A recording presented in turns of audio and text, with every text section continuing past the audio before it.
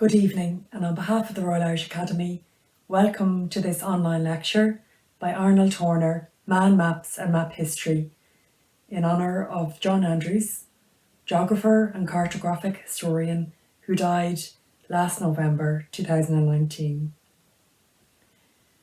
I am Sarah Gearty, cartographic and managing editor of the Irish Historic Towns Atlas, one of the Royal Irish Academy's research projects. Professor John Andrews was one of the founding editors of this project, and as his colleagues and friends in that endeavour, we in the Irish Historic Towns Atlas are delighted to be hosting this lecture. We had hoped to hold this event in Academy House, Dawson Street, Dublin. John was a member of the Royal Irish Academy and made significant contributions to the Academy's Atlas of Ireland and proceedings, but of course, the pleasure of such a gathering is impossible at present. One joy is that so many beyond Dublin City and County can join with us this evening. Welcome. Dr. Arnold Horner is tonight's speaker. He is a graduate of the Geography Department in Trinity College Dublin, who went on to lecture in Geography in University College Dublin. And many of us here this evening will have been introduced to the work of John Andrews and the world of maps and mapping through Arnold in UCD. His recent books, documents relating to the Bog Commissioners 1809 to 13, published by the Irish Manuscripts Commission, and Mapping Leash, published by Wordwell, are fine examples of the depths of his own contribution to the history of maps and mapping in Ireland. Taking on the topic of John Andrews' life in maps is not an easy task. There is much to cover. We thank you, Arnold, for taking this on. We won't have the opportunity for comments or questions after Arnold's lecture, but we are delighted that Keith Lilly, Professor of Historical Geography in Queen's University Belfast, will respond to the lecture and offer some final thoughts. The whole session will take a little over an hour. It'll be available online afterwards. Once again, thank you for joining us this evening and enjoy. Hello, I'm Arnold Horner, and I've known John Andrews over a 55-year period from the mid-1960s as a scholar, as a teacher, and as a friend. And I'm delighted to try to offer an appreciation of his work as a man, as a map historian, and to introduce some of the maps that he was associated with and that interested him during his long academic career. Anyone who seeks to explore the life and impact of John Andrews is immediately presented with a challenge. John was not only a distinguished scholar, he was also a prolific writer, and a writer of original and high-quality material at that. He had over 250 publications to his name by the time of his death in late 2019. His written work and record is quite dauntingly impressive. And to this we must add his contributions as a one-time president of the Geographical Society of Ireland, as a member of the Royal Irish Academy, as an editor of publications, and as an academic leader in general. All that can be done here is to offer a partial assessment of John Andrews, which is met by considerable personal selectivity on my part and by the vast presentation of a large number of slides. The focus is on his work as a map historian with particular reference to Ireland. Only brief acknowledgement can be made of his contributions to a wider arena, notably to the broad field of Irish historical cartography and geography, and to map history in general. Even with these restrictions, a serious review in a short space is not easy. Over his academic life, John Andrews left few areas of Irish map history untouched. It is a challenge to highlight his work and to offer a perspective on both the man and the map historian. Fortunately, various people, among them those listed here, have helped by providing information or comment.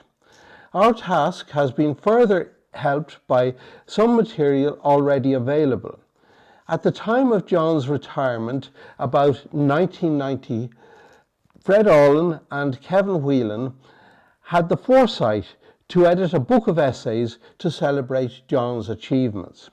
These essays focused mainly on Dublin City and County, arguably a core area for much of John's academic activity.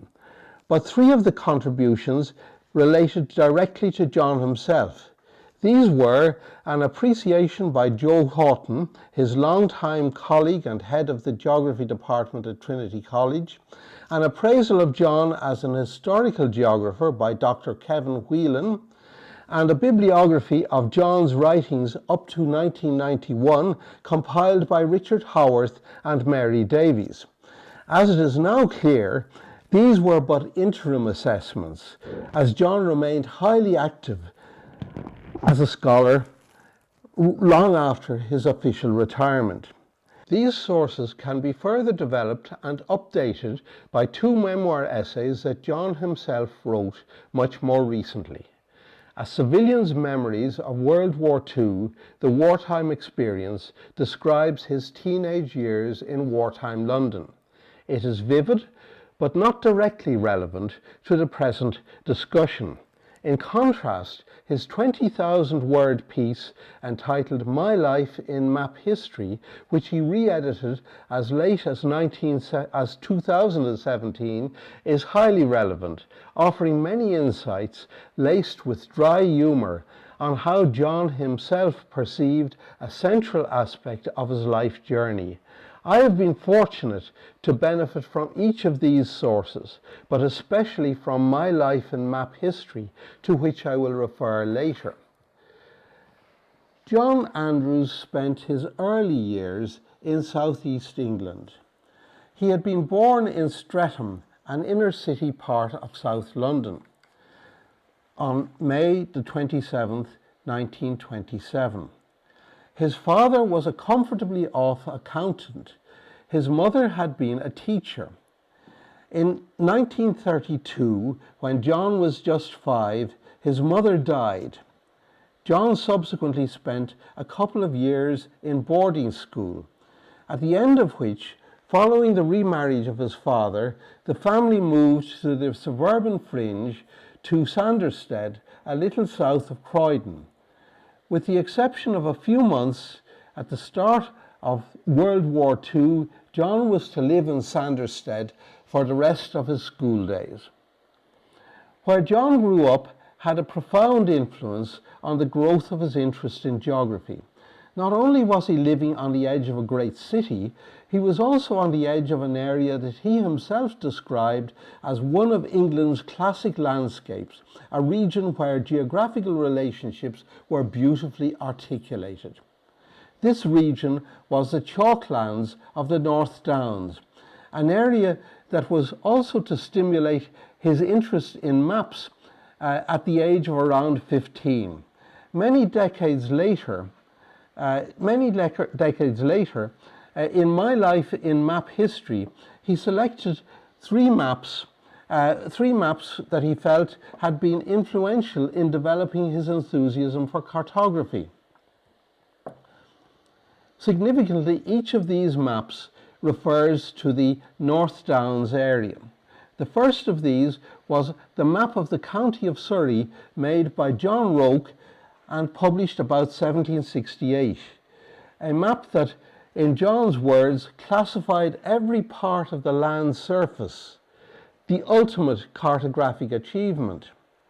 Second was a British 1 inch to 1 mile Ordnance Survey map, the relief edition of sheet 125, published in 1936.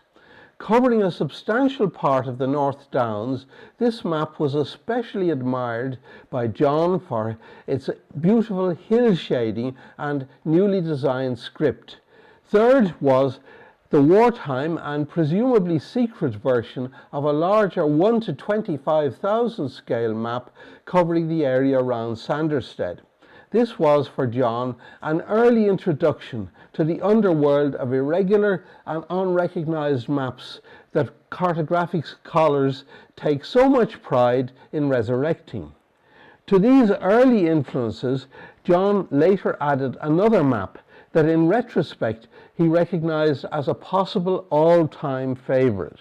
This was an early printed edition of the Ordnance Survey of Ireland, 6 inches to 1 mile, covering the Dublin city area, more specifically County Dublin, sheet 18, 1844 edition.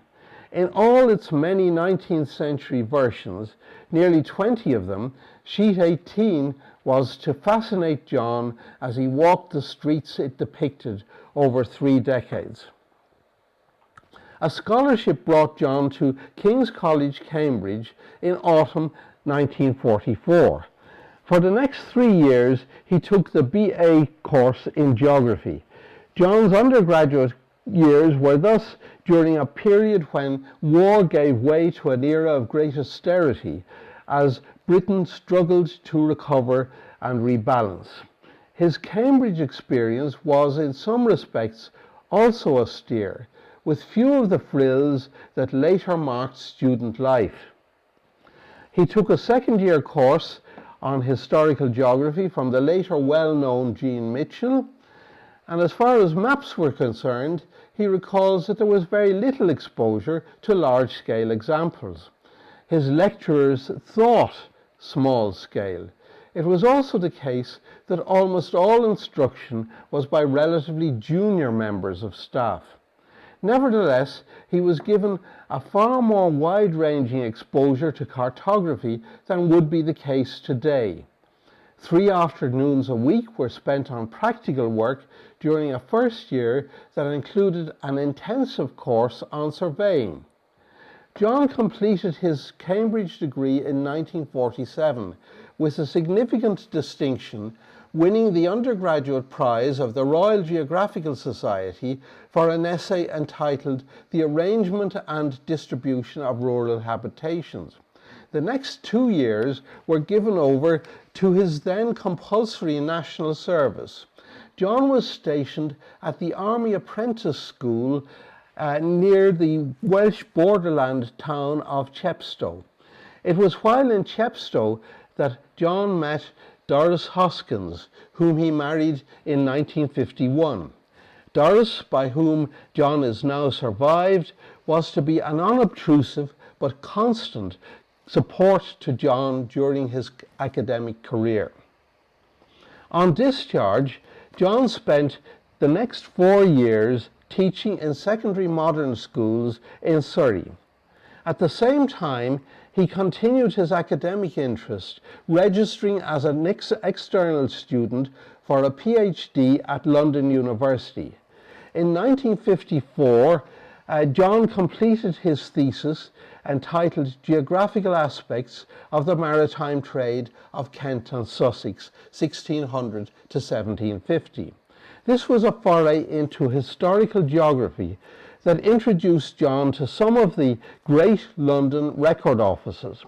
Many years later, John completed 2 further theses, both of them for master's degrees at Trinity College, Dublin, and both of them on very different topics, about which more will be said a little later. 1954 was also the year of a decisive career shift. An appointment to a junior lectureship at Trinity marked both a move to Ireland and a move to full-time academic life. Doris and John settled in Dublin, first at a flat in Harrington Street, and then from the late 1950s in an apartment in Leeson Park.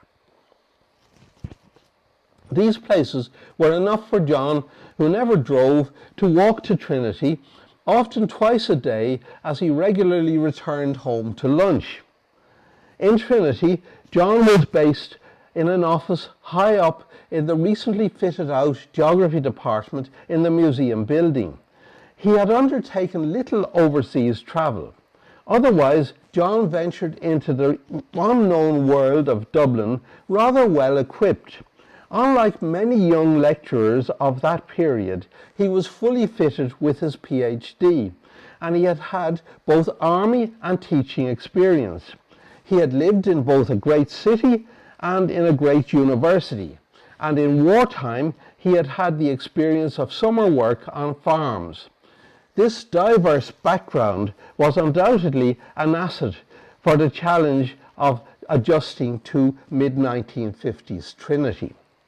In my life, John recalled how in a geography department then comprising just 3 staff members, there were many lectures to deliver, and some of them were on what for him were long neglected subjects like geomorphology and climatology. In his early years, his teaching appears to have been especially diverse, extending to lectures on economic and political geography and even onto China, before settling on more enduring courses on historical geography and Britain, and in the 1970s to a contribution to a first-year practical class on mapping.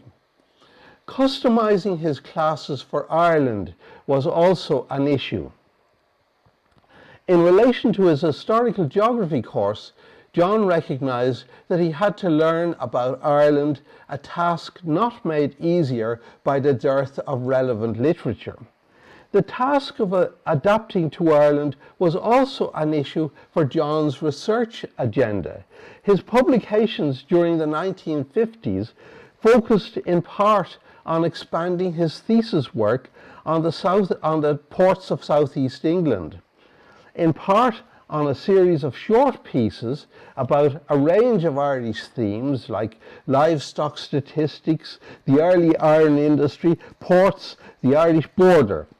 He also gave time, with the encouragement of Gerald Sims, to investigating the potential of the 17th century Down survey as a source of socio-economic statistics. However, it was really only in the early 1960s that John's research crystallized into what became a career focus.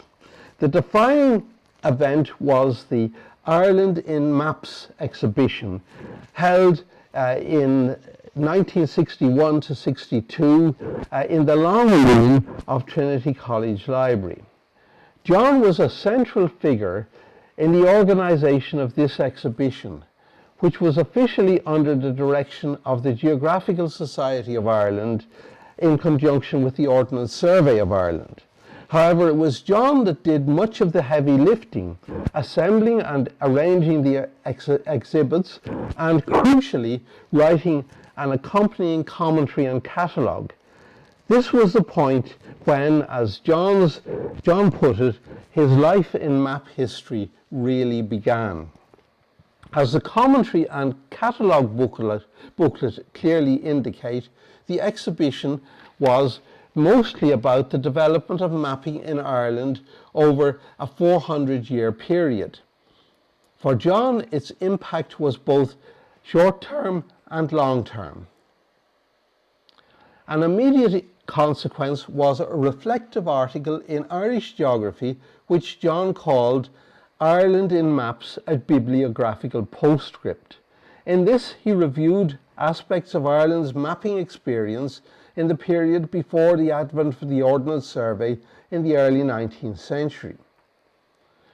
With this article, John can be seen defining a future research agenda where, as he put it, he sought to identify issues unanswered in earlier work, to stimulate further research, and to suggest further lines of inquiry. That agenda was to play out over a very long period. In fact, 48 years later, when John was by then aged 82, he published one of his final books, and it was entitled Maps in Those Days. This was a title which, as John explained, had its genesis in the Ireland in Maps exhibition of the early 1960s. Sometime during that exhibition, he had been asked the question, how did they make maps in those days? His 576-page book of 2009 was his attempt, after nearly half a century, to produce a comprehensive answer to that inquiry. It was a book that had been enriched by sustained research that had both collaborative and personal dimensions. In the years that followed the Maps exhibition, John contributed to many collaborative projects. He wrote large numbers of book chapters, for example, but two major projects deserve particular notice. In the 1970s, he acted as secretary to the small committee led by Professor Joe Houghton that brought the Royal Irish Academy's Atlas of Ireland to publication in 1979. John did much of the coordination for this project, which involved academics from across Ireland.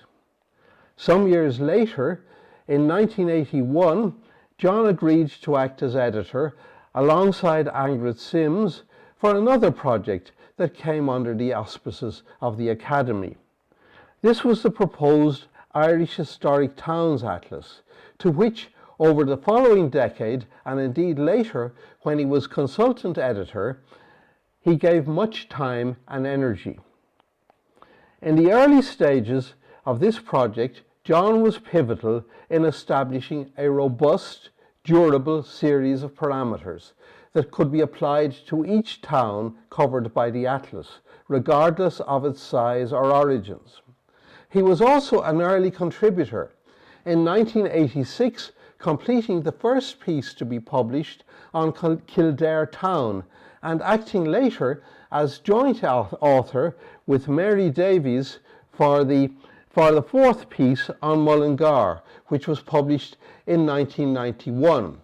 John was to recall later that this was mainstream historical geography rather than cartographic history, but it certainly taught me a great deal about early Irish town plans. For much of the 1960s, and indeed for much longer, John's more personal research agenda can be seen as following two broad routes. The first displays his growing confidence in writing about Ireland and Irish historical geography, most notably in some of his general essays contributions to the projects of historians writing about Ireland.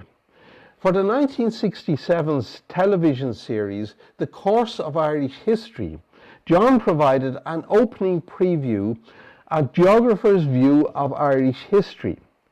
He later contributed several essays to the long-running New History of Ireland project, writing about land and landscape in the 17th and 18th centuries, and providing another reflective overview piece on the geographical element in Irish history. Alongside these broad perspectives, there were other much more focused articles, most notably an innovative piece in 1970 on geography and government in Elizabethan Ireland, and a series of conference papers, some never published, on aspects of Irish settlement history and geography. This is in itself a very wide-ranging agenda, but time and space do not permit exploring this further here.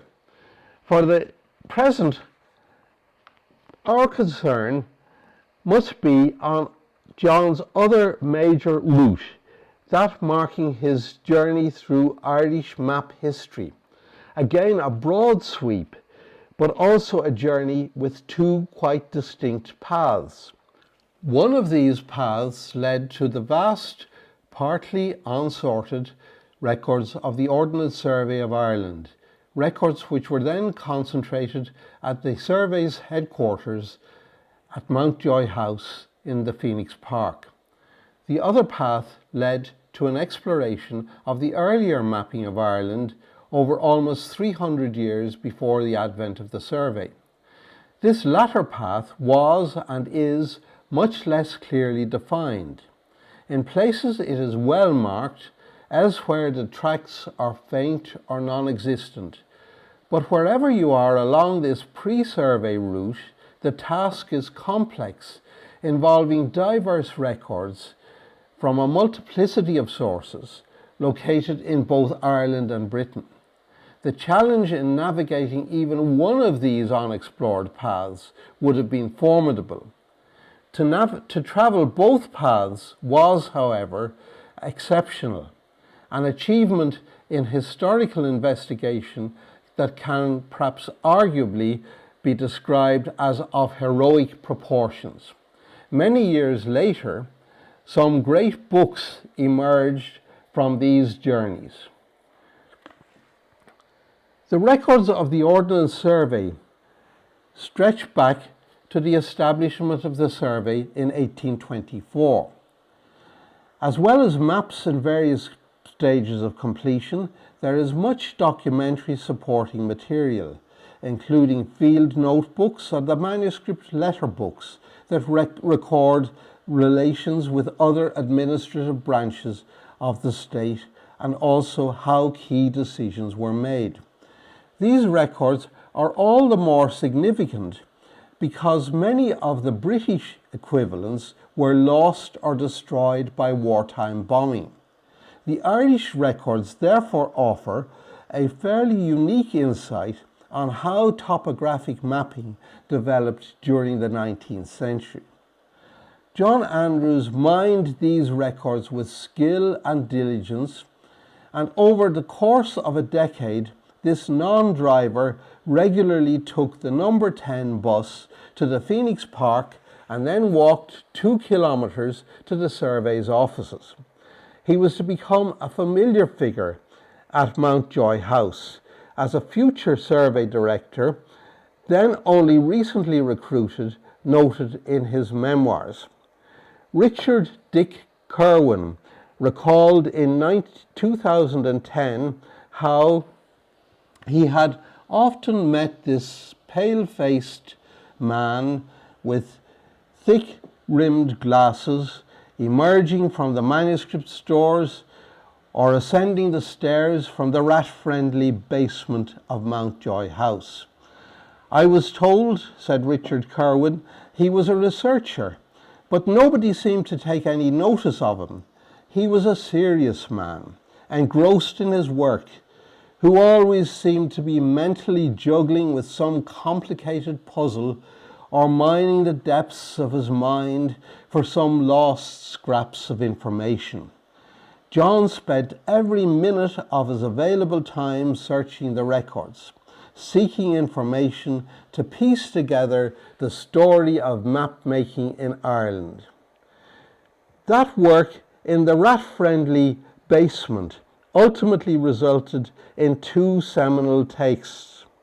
First, a short 64-page booklet, History in the Ordnance Map, which offered a concise guide to the diversity of the maps and other records associated with the Ordnance Survey of Ireland.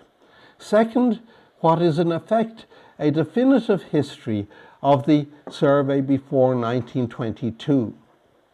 A paper landscape takes the reader from the early preparatory phase of the survey as it established the framework for large-scale mapping through to its later diversification to provide maps of all scales by the end of the century. Published in 1975, a paper landscape had an impact in various directions. One that troubled John from time to time was that it served as an input to Brian Friel's play Translations. Considering that Friel's interpretation was specious and that he had maligned the survey, John on at least 2 occasions sought to set the record straight, with what, if any, impact is hard to say. A happier consequence of John's research was his growing interest in the maps of Dublin. Indeed, Already in 1973, he had published an article on County Dublin Sheet 18, the Ordnance Survey 6-inch map of the Dublin city area of the 1844 edition of which he had described in My Life as being possibly his all-time favourite. Meticulously examining nearly 20 states and printings that were made of sheet 18 over a 60-year period from 1838, John was able to show how map detail might deviate from reality on the ground. This was a forensic study that came to be internationally acclaimed. It is one of a number of Dublin map studies by John, two of which were made to accompany facsimile reproductions, one of these being of maps of Dublin City and County by John Roke between 1756 and 1760, the other being of Brooking's map of the City of Dublin made originally in 1728. These studies led in turn to a further article which appeared in the Proceedings of the Royal Irish Academy in 1983. Entitled The Oldest Map of Dublin, this article examined the representation of the city, which appeared as an inset on John Speed's map of Leinster dated 1610. John undertook this study for the 10th International Conference on the History of Cartography, which was held with John as conference chairman in Dublin in 1983. Over 30 years later, in My Life, his memoir, John was to refer to this conference as the high point in his map historical life. Consideration of these early maps of Dublin brings us to the second major line of inquiry in John's map history journey. Investigating Irish maps from the period before the Ordnance Survey required a different approach to the harvest John had found in the Phoenix Park. John was now the hunter-gatherer. Many of the earlier maps existed only in unique manuscripts, and John had to piece together his information from diverse sources. His inquiries led him to repositories in Britain, as well as to the libraries, record offices, and some of the principal private houses in Ireland. Among John's early map history interests was a focus on two men who, in very different ways and in very different periods, played major roles in Irish mapping. Charles Vallancey was a founder member of the Royal Irish Academy. Indeed, his portrait occupies a place of honour in its reception room. During the last quarter of the 18th century, he directed a series of military surveys across much of Ireland, one outcome of which was a huge 3-metre high manuscript map of Ireland made about 1785. Much admired by John, a characteristically meticulous analysis of this and other Vallancey maps became the subject of an article published in the Geographical Journal in 1966. The pioneer work of the Elizabethan-era mapmaker Robert Lythe was undertaken over 2 centuries earlier. Lythe worked for the English government in Ireland during the period 1567 to 1571. Although most of the north was still too dangerous, Lythe made reconnaissance trips across large parts of the south and centre, assembling enough information to create what was perhaps the first map of Ireland whose maker had himself seen the country. Most of what remains of Lythe's work is at Petworth House in Sussex and in London at what are now the British Library and the National Archives. The significance of Lythe's work is that he appears to have drawn the image of Ireland that other mapmakers would use for the next 40 years. Lythe's shape, created in 1570, appeared on the later maps of Hondius, Mercator, Speed, and in 1599, Boazio. How Lythe influenced a man like Boazio, who was working 30 years later, is certainly evident when you look at the shape of the Kerry peninsulas. As early as 1965, John highlighted Lythe's significance for Ireland in the international journal Imago Mundi. Lythe's work remained of great interest to John for the rest of his life.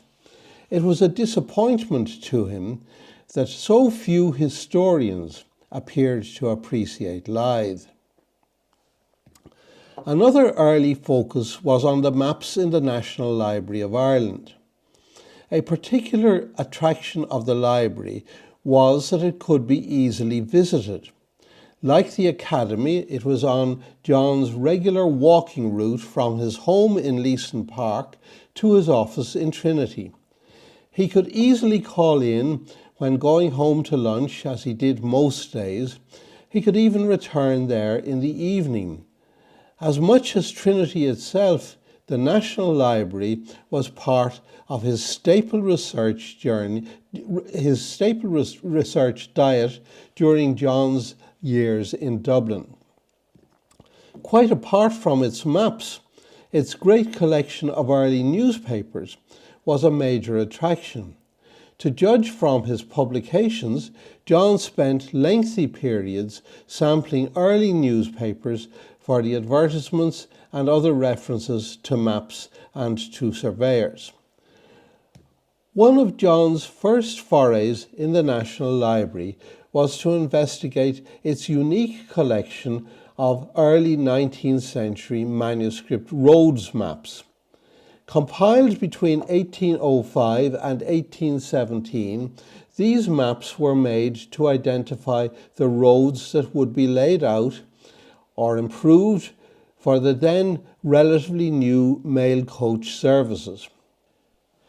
In 1964, John used these maps in conjunction with the legislative documents associated with the establishment of the earlier turnpike roads to produce a definitive article on the theme of road planning in Ireland before the railway age.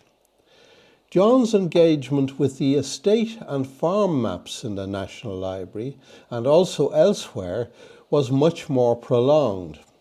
In part, this was because of the sheer volume of these maps, but other reasons for John's long involvement included the delay that arose during the 1970s when the library withdrew its map collection from public access for over 6 years, and also because John decided he had enough material to write a book on the history of the Irish land surveyor, a book which eventually appeared in 1985. Even then, John's interest in local maps continued as he was committed to an ambitious project that sought to assemble for Britain and Ireland a directory, or as the project called it, a dictionary of local land surveyors and map makers who had operated at one time or another over the long period starting around 1530 and ending around 1850. John undertook much of the Irish work for this project, which ran for over 30 years and only ended in 1997. Some particular landmark publications can be identified in John's researches into estate and farm maps. A publication in Irish Geography in 1967 is especially significant as it offers a framework for understanding the history of the Irish estate map. Entitled "The French School of Dublin Land Surveyors," this article explored the pivotal role of the celebrated John Roke and his brother-in-law Bernard Scally in estate mapmaking in Ireland. We have already met Roke as the author of County Maps of Surrey and of Dublin, and indeed as a maker of other important printed maps. John now highlighted how Roke had, in the late 1750s, compiled over 170 beautifully illustrated maps depicting the estates of the Earl of Kildare. These maps, which set a new standard for estate mapmaking in Ireland, had been placed on sale in London in the early 1960s, and it was soon after that John, as it were, discovered them. They include some beautiful town plans of towns in County Kildare. The 1985 book is the main outcome of John's work into estate and farm maps. Subtitled An Historical Study of the Irish Land Surveyor, Plantation Acres is a book that is cast widely. Going back to the early 16th century and to the plantations of the later part of that century, and also looking at such topics as those surveyors who broke into print by, for example, creating county maps, or by occasionally creating town or city maps. Indeed, this is a book that goes far beyond maps to explore much about the evolution of land measures, surveying practices, and surveying instruments, and also the prejudices, often virulent, of the practitioners. Many of these topics had never really been systematically appraised before John Andrews. He patiently built his book over many years to create a remarkable synthesis from a diversity of sources, including thousands of small advertisements from over 100 years of general and local newspapers. The outcome is a really quite exceptional achievement, a far-reaching and highly original review of the social and economic significance of land surveying in Ireland over a 300-year period. John Andrews produced so much of quality, but for me at least, I think I would rate this book as a particularly virtuoso performance. There's no other source really like it in terms of the history of cartography. In 1990, John took retirement from Trinity, and he moved with Doris to Chepstow, the Welsh borderland town where he had completed his national service over 40 years earlier. Notwithstanding his new location, John continued to publish extensively for the best part of another quarter of a century. But his work on Irish topics was now complemented by an expanded concern for the theoretical framework of map history. In particular, John found himself critical of those map historians who took what can loosely be described as postmodernist or structuralist approaches. He was especially sceptical of two leading writers on maps and map history, Brian Harley and Dennis Wood. Harley, who died in 1991, had throughout the 1980s pushed an approach that centred on a view of maps as social constructions, as a form of power knowledge. He argued that maps should be read as texts, that their silences, what they did not say, need to be recognised, and that they had to be deconstructed. Feeling this approach to scholarship to be quite pretentious, John wrote a long monograph that effectively sought to deconstruct Harley. He attempted a comparably forensic dissection of Dennis Wood, who in 1992 had authored the influential book The Power of Maps. Wood was especially concerned with codes and semiotics, the signals sent out by maps and other documents. In this instance, John wrote at such length and with such intensity that he produced a 181-page critique, which he submitted as a Masters of Science degree to Trinity College. This was, as John later expressed it, a project regarded by everyone within range as eccentric to the point of mental disturbance. Perhaps John himself also recognised its unusual nature. At any rate, he does not appear to have published anything as a direct follow-up to the Wood project. John's concern to promote greater rigour in map philosophy also led him to consider how a map might be defined. Over several years of wide-ranging inquiry, he assembled some 321 definitions to demonstrate how variously the word map had been interpreted over the long period 1649 to 1996. This investigation subsequently resulted in 2 short papers, quite intense papers, in the Canadian journal Cartographica and in Irish Geography. These articles, and indeed his longer monograph and thesis, were just elements of work across a broader front during retirement years. Maps in those days may be seen as representing the more technocratic, positivist approach that John favoured in his quest for rigour. Published in 2009, when John was aged 82, this book seeks to describe all stages of the mapping process, from conceptualization through the technical aspects of production to the final presentation.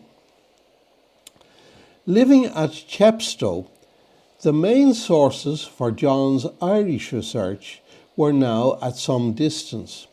Nevertheless, he continued to publish extensively on Irish topics. Visits to Dublin continued for some time, and various friends, including, among others, Paul Ferguson of the Trinity Map Library and his erstwhile PhD student Matthew Stout, kept him in touch with Dublin views and Dublin news. John was also able to make day trips to London. He was a regular attender at the monthly Warburg lectures on the history of cartography, and he was also able to use the University of Bristol Library. Over time, his interest appeared to rest increasingly on aspects of Irish map history before 1630. Many Irish maps from this period were in English libraries and archives, and John could investigate them whilst also pursuing an emerging concern with the map representation of late 16th century England. In 2005, he composed and circulated, but did not publish, a draft list of what he termed the regional maps of Ireland made before 1630. Earlier, he had written general articles on how maps recorded the cultural and physical landscapes of Ireland in the early modern period. He had also returned to the early work of Robert Lythe and had contributed articles on the place names on Lythe's Irish maps. His articles included studies of the post-Armada cartography of Galway City, on John Speed's map of Ulster, and in collaboration with the architectural historian Rolf Lober, on the famed map of Laois and Offaly made about 1560. He also published 2 lengthy reviews in the Proceedings of the Royal Irish Academy on the mapping of Western Ireland during the 1580s and on John Norton's general maps of Ireland compiled during 1607 and 1608. In addition to these articles, and to the long project that resulted in maps in those days, John also wrote 2 further books. Like Plantation Acres, Shapes of Ireland, published in 1997, covers a near 300-year period, in this instance from 1564 to 1839. However, in contrast to the Plantation Acres concern with local maps, Shapes of Ireland focuses mainly on single-sheet maps depicting the whole of Ireland.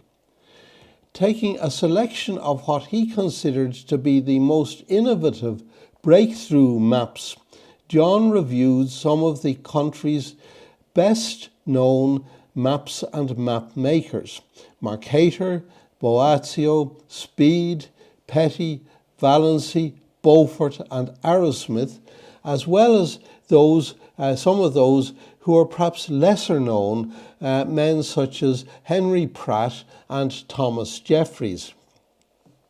As always with John's work, there is also much local detail and collateral information.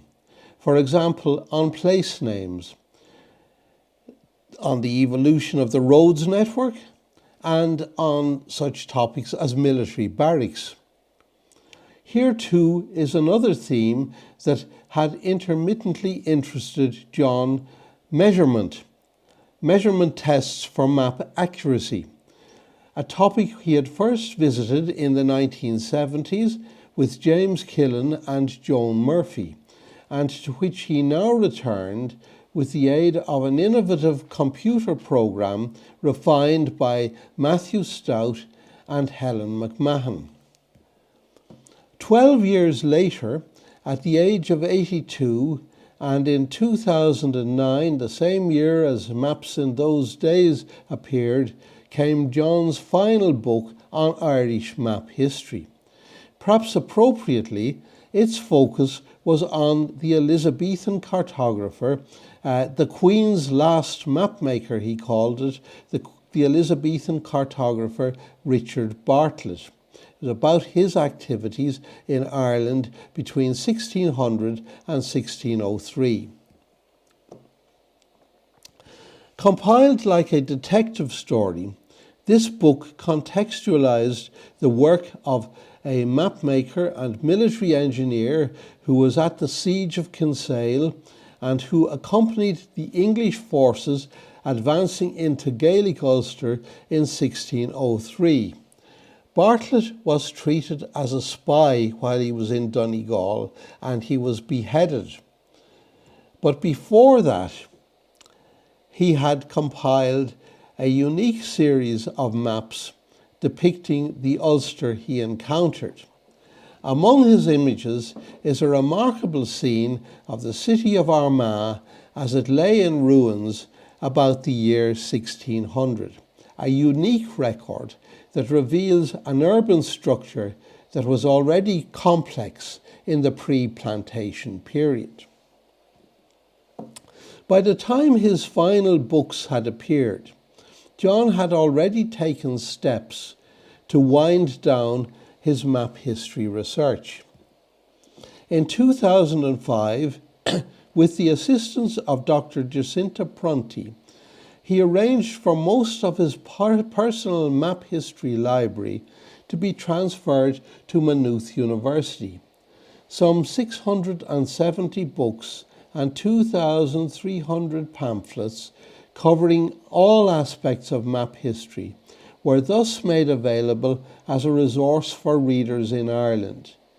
With this gift, however, John also greatly reduced his options for further work on Irish map history.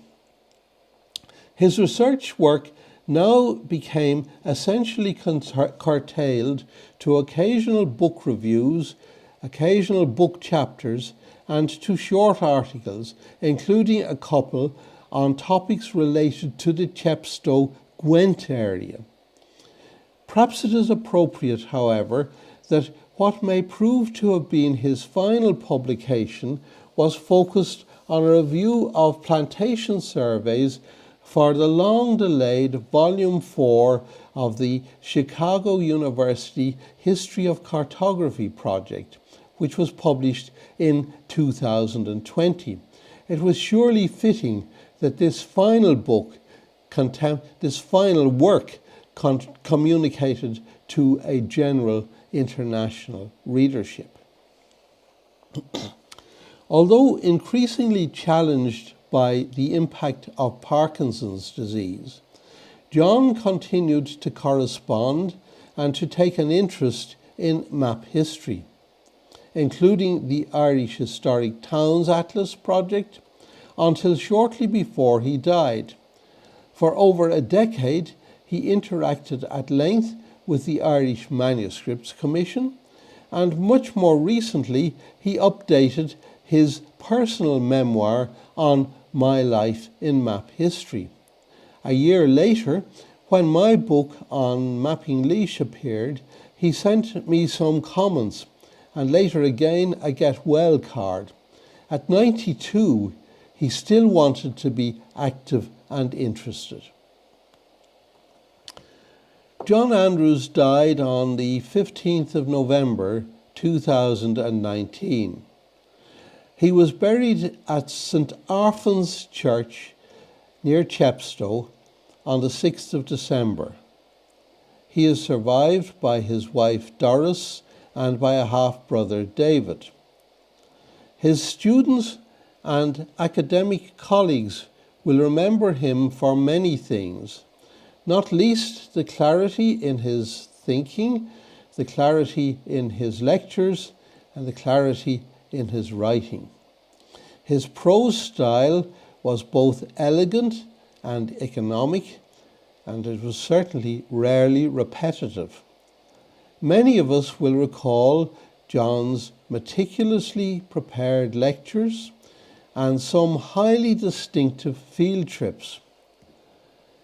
In the academic world, John's impact will be long-lasting. He was, and will be, respected by students, colleagues, local historians and researchers across Ireland and much further afield also.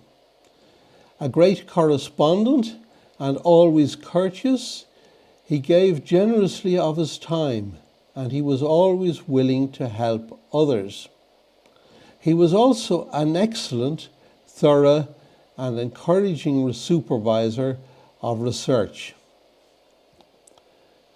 Above all, John will be remembered for a scholarship that reached out to so many and gave so much.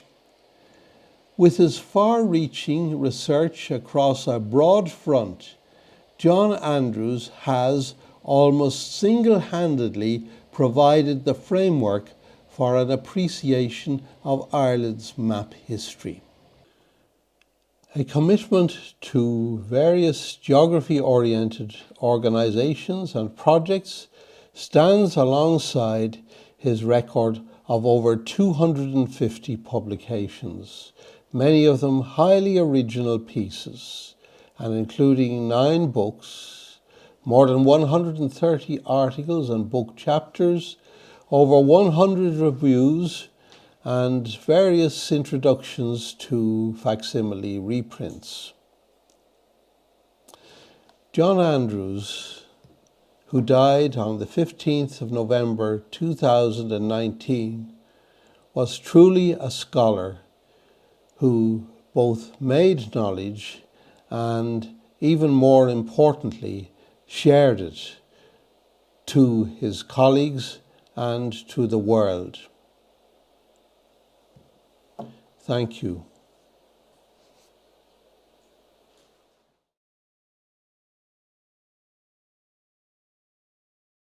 Hello and good evening. My name's Keith Lilly, and it's my pleasure to give a short response to the lecture you've just been hearing by Arnold Horner on Man, Maps and Map History, a lecture in honour of the life and work of John Andrews, who sadly died last year. I'm going to give a short response, in part to the lecture we've just been hearing about and some thoughts about it, but also some ideas perhaps which spring from that lecture about the legacy we might identify from the contribution that John Andrews has made over so many decades through his scholarship. It's his scholarship which is most striking for me as a fellow geographer. When I read John Andrews' books and his papers, and I listen to the words of Arnold, I would agree entirely with what we've just been hearing about from Arnold, and the kinds of phrases that he used in his lecture to me really struck a chord. The heroic proportions of John Andrews' work, for example, how his work is dauntingly impressive, and what a kind of challenge it is, and what a challenge John Andrews' work presents to us as scholars with shared interests in the history of cartography and in historical geography.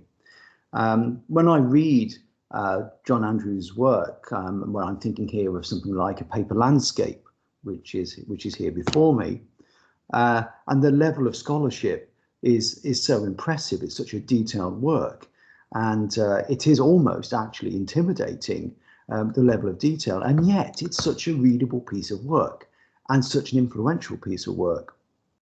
So I really enjoyed listening to Arnold's lecture this evening, and the very broad compass that it provides of the work of John Andrews, his scholarship, and also, I think, the legacy.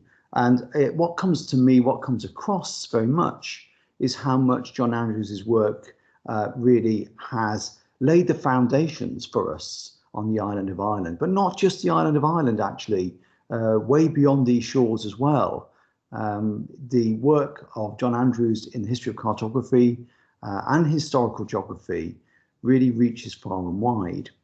So I very much enjoyed hearing about the life and work of John Andrews.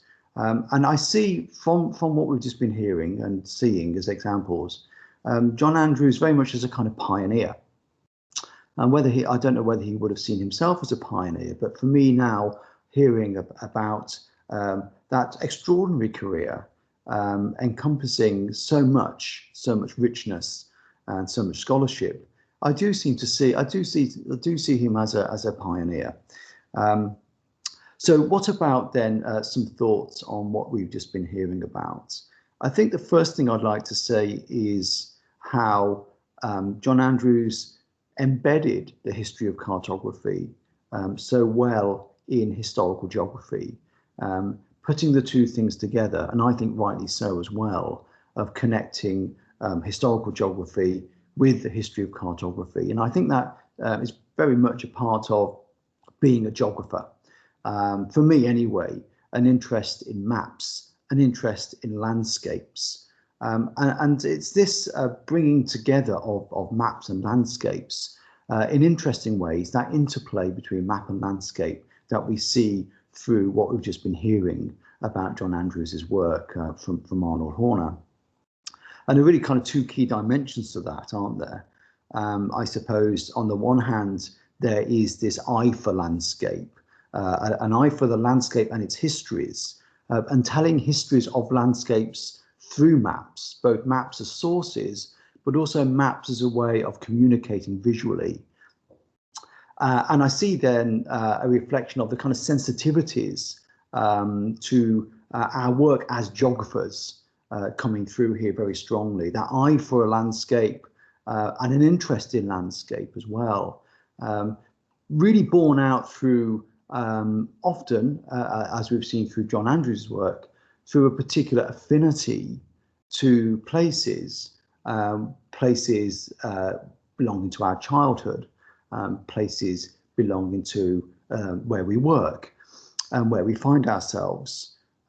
So it's that affinity with landscape, which I think is a really important element of what we've been hearing about, and the role of maps within looking at landscapes. Another related aspect, I suppose, which struck me very strongly, was the experience John Andrews had as a cartographer. Now, actually making maps is itself such a fundamental part of being a geographer, in my view. The background that we were introduced to there in terms of John's training as a geographer reminds us of how important it is when we are ourselves interested in maps to look behind the map, to think about the processes that created the map, through fieldwork, through survey, through drafting a map, through printing a map, through circulating it and consuming it. That whole process that we see through the map making and through the work of map makers as well, the experience of map making. And I think that insider view of cartography is really important in what we read in John Andrews's work. His understanding, again, of being that person in the field, and we see it in his work in Plantation Acres, in the paper landscape, in maps in those days. You know, these really significant pieces of work, which are on one hand, at least in part, about cartography, about maps, but they are also very much about maps from the field, or map making from the point of view of the map makers. So I think this is something which, again, is really quite distinctive and quite special in the contribution that John Andrews has made as a cartographic historian and also as an historical geographer, that eye for the landscape and his experience of map making. And what unites and connects both of those is the field, how the landscape itself draws us into the field as a particular site, as a locality, as something to try and understand, and how looking at map making is also something which draws us back to the field, back to those sites in the landscape which were surveyed, for example, by the surveyors all those decades or centuries ago. And the field, of course, is very much a part of being a geographer, is it not? You know, this is the place where we go. And for John Andrews, we see the field not just literally as a field out there in the landscape, but the field also in terms of an archive or a library. And the richness of the scholarship becomes, I think, through the joining of those two things. The field out there in the wider world, the landscape, so to speak, but also the field in terms of the archive or the library. Thinking about some legacies and potential future directions from listening to what we've just been hearing about from Arnold Horner, the two things again really struck me. One was John Andrews' interest in the accuracy in historic maps and the innovation that he brought to studying accuracy in historic maps and the computer-based approaches in particular. And this is something now which, thanks to the wonders of geographic information systems, is actually opening up some really interesting insights into the ways in which maps in the past were made. Interesting insights because GIS helps us to begin to identify patterns, for example, in distortion and accuracy, which from the naked eye are often hard to identify. But through using GIS and associated kinds of software of spatial analysis, we can begin to, if you like, excavate the map, to look behind the map, to think about the processes by which the map was made and perhaps how one map maker copied another map maker and so forth. And this sort of empirical approach, I think, is a good corollary to the critical cartography, which clearly, from some of the discussion we've just been hearing about, was something which exercised John Andrews quite a bit. And I think in many ways, actually, the kind of legacy we see in John Andrews' work, like a paper landscape, is very much, I think, a contribution, a major contribution, actually, to critical cartography or thinking about cartography in critical ways. Perhaps without the theoretical insights of somebody like Brian Harley, but nevertheless significant and complementary in helping us to ground some of those ideas. So accuracy in historic maps is one area of future direction which we can build upon the legacy of John Andrews's work. The other future direction which we might tease out goes back to the field, I think, and the institutional history of the Ordnance Survey, for example, which we see in a paper landscape, is very much in vogue. Institutional histories are very much in vogue at the moment. Intellectual history, the history of science, the history of geography, and the history of cartography. And one thing we can begin to do perhaps through John Andrews's work, and I'm thinking here of a paper landscape, is to think about the field. The field through the archive in the way that John Andrews approaches the field and the role of surveyors in surveying for the Ordnance Survey in the 19th century in Ireland.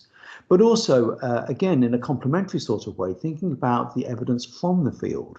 And this, I think, is something which could be a very interesting avenue to explore for future work, is to return ourselves to the field and follow in the footsteps of those surveyors of 100, 200 years ago in the case of the Ordnance Survey in Ireland, and to return to the field and think about the landscape as a focus for study ourselves and the legacies in that landscape of the work of the surveyors who created those maps, the maps which were so important to John Andrews and his work.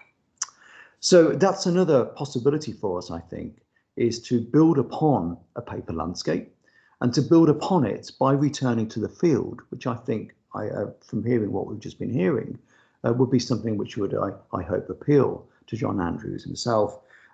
Because, as I mentioned a moment ago, we see, I think, very much that rootedness as a geographer, a rootedness in the landscape, in the field, as a place where we can gain our understanding of the wider world around us. And what's important in all of this, of course, is collaboration. And the work of the Irish Historic Towns Atlas is a very good example of that, of linking across to different organisations, different individuals, different expertise, different disciplines, and working together. And my role as the chair of the British Historic Towns Atlas is something which I'm very keen to see, collaboration with the Irish Historic Towns Atlas. And I think, again, looking at John Andrews' contribution, I see that linking across the Irish Sea, the linking between Ireland and Great Britain through the maps, for example, and the surveyors that John Andrews was interested in, Bartlett, the Ordnance Survey, Roke, for example. So a continued collaboration, perhaps, is another enduring legacy for us. So I thank again Arnold for the lecture and for this opportunity. I thank the Royal Irish Academy and the Irish Historic Towns Atlas. And we will revisit that lecture, of course, I think, many times.